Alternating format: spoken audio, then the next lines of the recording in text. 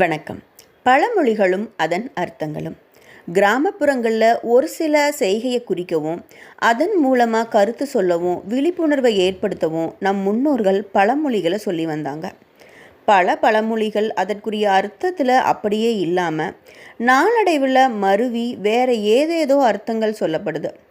அந்த மாதிரி சொல்லப்படுற சில பழமொழிகளுடைய சரியான விளக்கங்களை தான் நம்ம இந்த வீடியோவில் பார்க்க போகிறோம். முதல் பழமொழி: ஊரான் பிள்ளையை ஊட்டி வளர்த்தால் தன் பிள்ளை தானே வளரும்.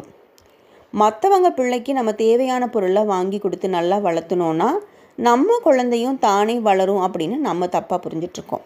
ஆனால் உண்மையான பொருள், ஊரான் வீட்டு பிள்ளையாகிய உன் கர்ப்பிணி மனைவியை பாசத்துடன் ஊட்டி வளர்த்தால் அவள் வயிற்றில் இருக்கக்கூடிய உன் குழந்தையும் ஆரோக்கியமாக தானே வளரும் அப்படிங்கிறது தான் உண்மையான பொருள். இரண்டாவது பழமொழி: கழுதைக்கு தெரியுமாம் கற்பூர வாசனை.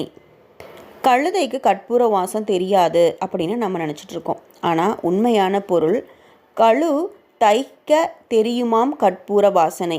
கழு அப்படிங்கிறது ஒரு வகையான கோரைப்பிள். இயற்கையாகவே அந்த பிள்ளுக்கு கற்பூர வாசனை இருக்குது. அதில் பாய் தைத்து நம்ம படுத்து தூங்கும்போது கற்பூர வாசம் நம்மளுக்கு தெரியும் அப்படிங்கிறது தான் அந்த வரிகளுடைய விளக்கம். மூன்றாவது பழமொழி: 1000 பேரை கொன்றவன் அரை வைத்தியன் ஆவான். 1000 நோயாளிகளுக்காவது வைத்தியம் பார்த்து அதில் நம்மளுடைய தவறுகளை எல்லாம் திருத்தி மேலே வந்த வைத்தியன்தான் அரை வைத்தியனாவது ஆக முடியும் அப்படின்னு நினச்சிட்ருக்கோம். ஆனால் அதனுடைய உண்மையான பொருள், உண்மையான பழமொழியுடைய வரிகள் என்ன அப்படின்னா, 1000 பேரை இல்லை, 1000 வேரை. 1000 வேரை கொண்டவன் அரை வைத்தியன் ஆவான் அப்படிங்கிறது தான் சரியான உச்சரிப்பு.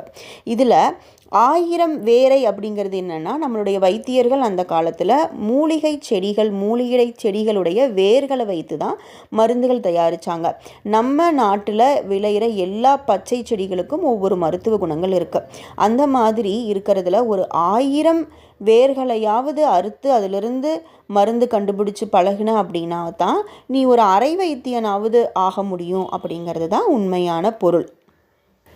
இந்த மாதிரி சரியான விளக்கங்கள் தெரியாமல் காலப்போக்கில் பேச்சு நடையில் எல்லா வரிகளும் மாறி அதனுடைய அர்த்தங்களும் நம்ம தப்பாக புரிஞ்சுட்டு வந்துட்டுருக்கோம். இனியாவது சரியான விளக்கங்களோட பழமொழியை புரிஞ்சுக்கிட்டு மற்றவங்களுக்கும் கற்றுக் கொடுப்போம். இந்த மாதிரியான வீடியோக்களை உடனுக்குடன் பார்ப்பதற்கு சேனலை சப்ஸ்கிரைப் பண்ணுங்கள், பெல் பட்டனை கிளிக் பண்ணுங்கள்.